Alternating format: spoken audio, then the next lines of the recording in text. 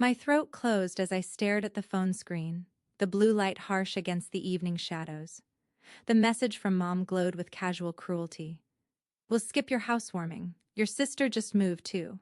Around me, the table I'd spent hours setting stood perfect and waiting. 15 hand-polished place settings, fresh flowers in crystal vases, name cards written in silver ink. The candles I'd arranged for my parents' spot at the table flickered, casting light across the empty chairs where they should have been sitting in exactly 30 minutes. My fingers tightened around my phone until my knuckles went white.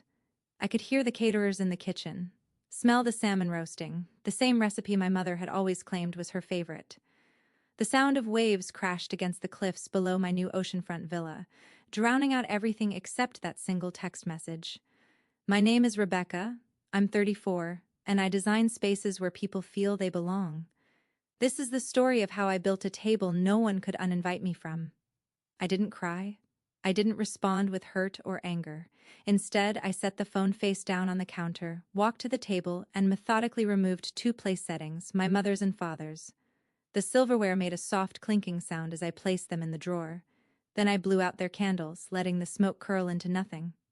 It wasn't the first time I'd been erased, just the last time I would accept it. Growing up, our family had an unspoken hierarchy, and I consistently ranked below my younger sister, Lily. It was never cruelty, just absence. A steady forgetting that built like dust on a shelf. When I was 8, Christmas mornings always started with the sound of my mother's heels on tile and the smell of cinnamon rolls. Lily would already be sitting by the tree, ribbons tangled in her hair, smiling like the sun itself had chosen her first. "Open yours, sweetheart," Mom would say, handing Lily a big box wrapped in gold paper. I waited for mine, a smaller package off to the side. Inside, every year, something practical. Socks, a notebook. "You like writing things down," she'd remind me, as if it were a gift to be predictable. When I was 10, Lily danced on stage at the Spring Festival. White dress, pink ribbons. The crowd clapped like she'd invented joy. Dad lifted her into the air and said, "That's my girl." A week later, I came home with a blue ribbon from the district science fair, a solar car I'd built from scrap wood and foil. I remember holding it out to him, waiting for the same light in his eyes. "That's nice," he said. "Just don't stay up so late next time." Then he turned back to the TV. By 12, I'd learned silence was safer. When Lily joined cheerleading, there were balloons, dinners, new shoes for her season. When I passed the entrance exam for the state engineering program, Mom just said, "Remember to help Lily with her English project later."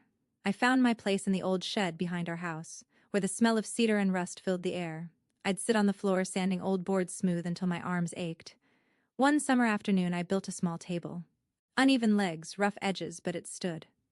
I ran my hand across the wood and thought, this is mine. It's the first thing in my life no one could take credit for. That table followed me through every move after. When I left for college on a scholarship, I left behind the family photos but took that table.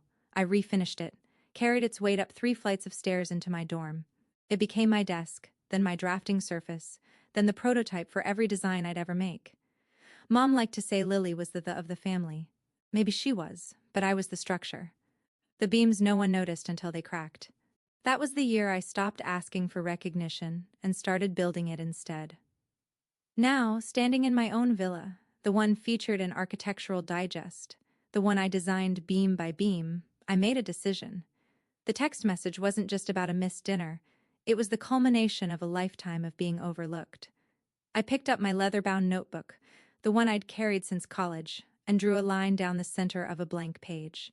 On one side I wrote, "Those who always had a seat." On the other, "Those who never did." The list filled faster than I expected.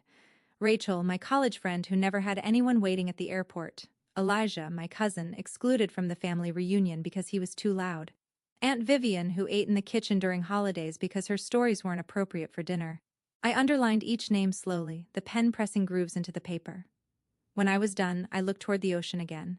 The horizon glowed faintly gold, a thin line between day and night. I closed the notebook. This time I wasn't waiting to be invited. I was setting the table myself. That night I didn't sleep.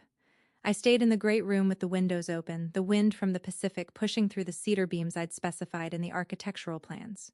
Every sound, waves, hinges, the creak of wood felt like instructions. If my family could erase me with a text, I would rewrite the space itself.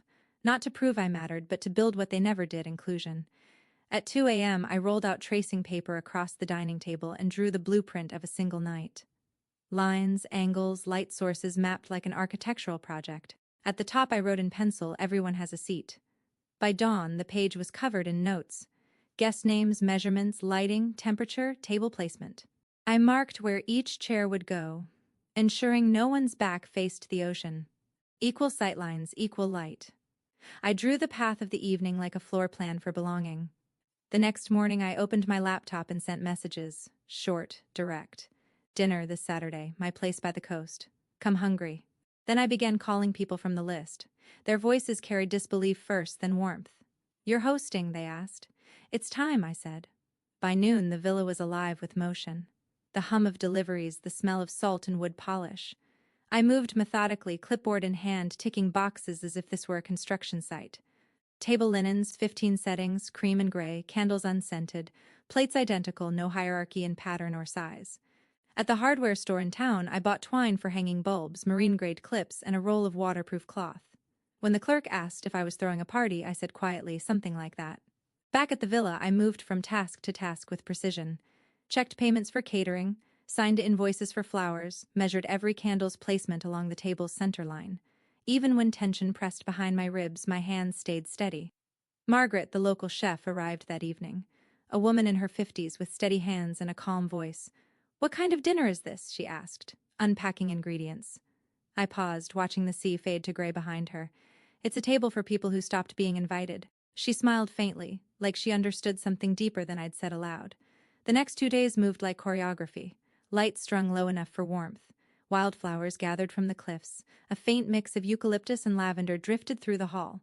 I left handwritten cards at every place setting. Simple. You belong here. On Friday evening, as I checked the glass panels for wind leaks, my phone rang. It was the HGTV producer I'd been working with for the past month, calling to confirm they were still coming by for the final B-roll shots we'd scheduled for that evening. "We might be an hour earlier than planned," she said. "Is that all right?" "That works," I replied, marking another box on my checklist. The timing felt right. The house had been born in silence. It should be seen. When they arrived, they filmed quietly, cameras floating through the golden light. No dialogue, just the sound of the ocean and the clink of dishes being placed. I kept working while they filmed, tightening fixtures, adjusting chairs, brushing dust from the stone countertop. One of the cameramen whispered, "You move like you built it." I didn't answer. He wasn't wrong. By midnight, everything was ready. The great room glowed in soft amber light. The oak table stretched parallel to the sea, linen smooth, cutlery gleaming, candles unlit. I stood at one end, the air cold against my skin. For a moment I saw it as they would, a space made equal. No head seat, no small talk that stings, no comparisons, just chairs waiting. The perimeter of the table, my fingers brushing each chair. 15 touches, small, deliberate.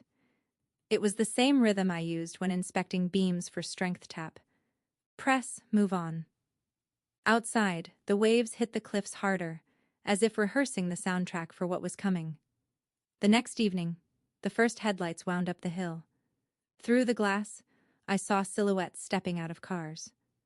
Rachel's children running toward the door, Aunt Vivian clutching a pie wrapped in a towel.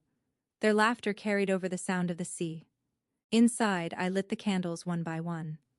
The flames swayed gently, reflecting in the glass wall until it looked as if the whole horizon were alive with light. The table waited, wide and even. The scent of thyme and roasted salmon filled the air. And when the last guest arrived, I closed the door behind them. The hum of conversation rose, soft, hesitant, then sure. I took my seat halfway down the table, not at the end. No toasts, no speeches, just the slow rhythm of forks against plates, and the warmth of voices that once had nowhere to go. From the terrace, the sea was black and endless. Inside, the villa pulsed with quiet life. For the first time, it felt complete. Not because my family was missing, but because every chair was finally full. I'd arranged with the HGTV team for my episode to be scheduled in their upcoming season. 6 weeks after the dinner. When I received the email confirmation that the episode would air the following month, I sent a group message to everyone who had attended that night. The house will be on TV next Friday at 8 p.m. Come watch if you want to see yourselves in the background footage. The night the show aired, the villa was full again. Rachel, Elijah, Aunt Vivian, even grandmother Julia, who'd heard about the dinner from Aunt Vivian and called me the day after, her voice warm with pride. Someone projected the show onto a white sheet along the terrace. The sea whispering below. The opening shot panned over the cliff, the camera rising toward the house. My house, light spilling through the glass like gold water. The narrator spoke over the waves. When designer Rebecca Hart built her oceanfront villa, she wanted to create a space where everyone had a seat at the same table.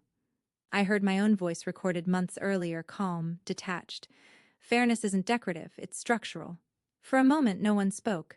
The only sound was the wind brushing against the railing.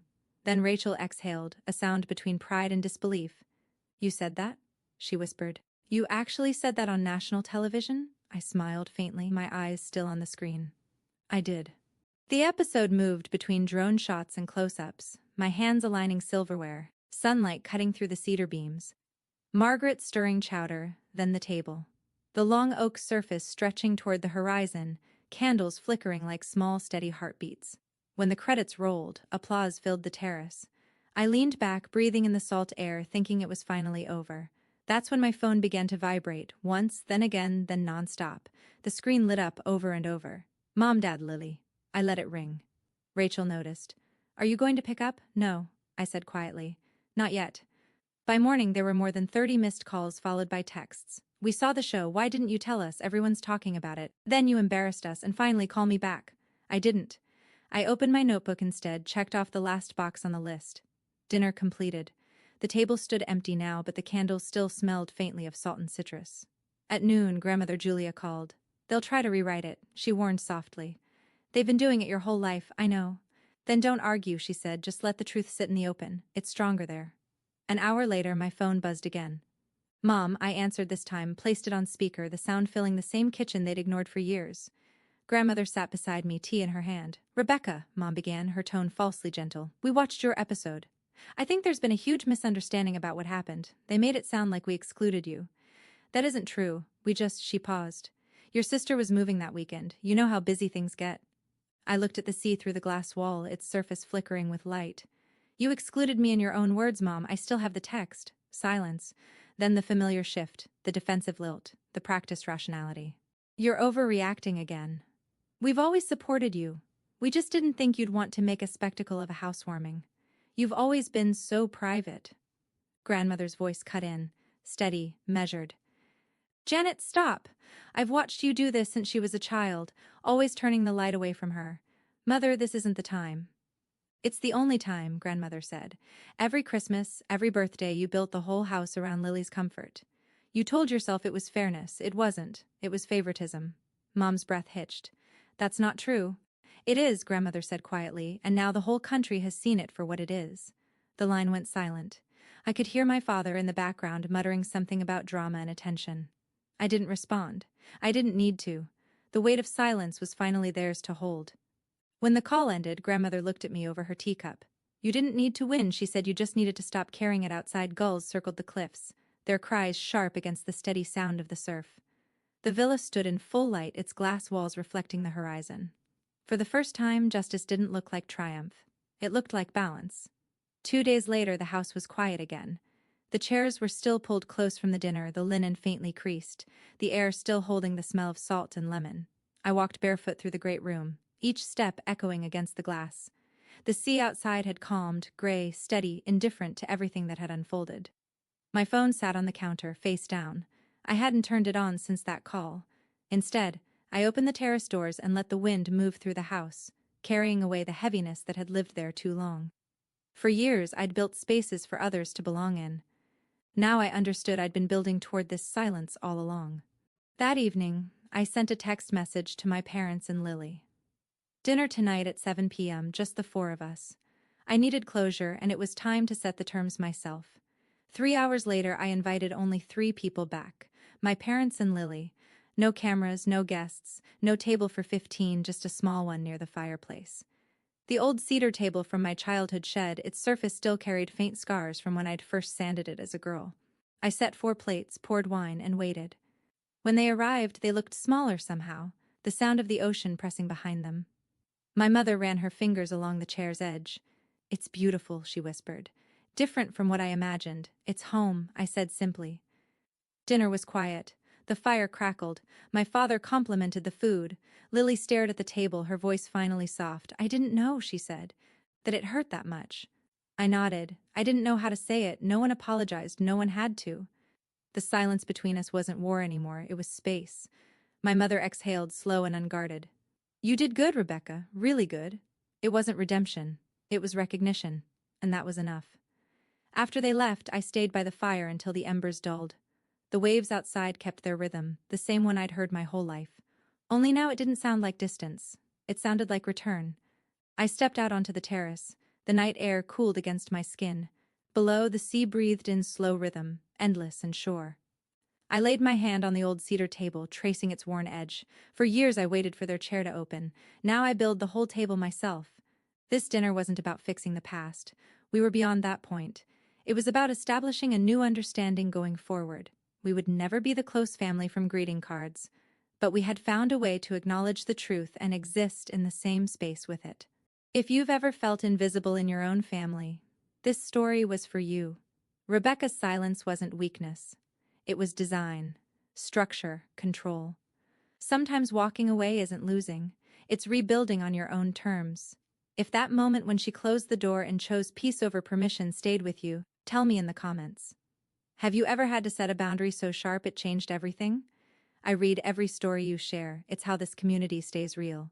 And if you want more stories where justice speaks in silence, subscribe.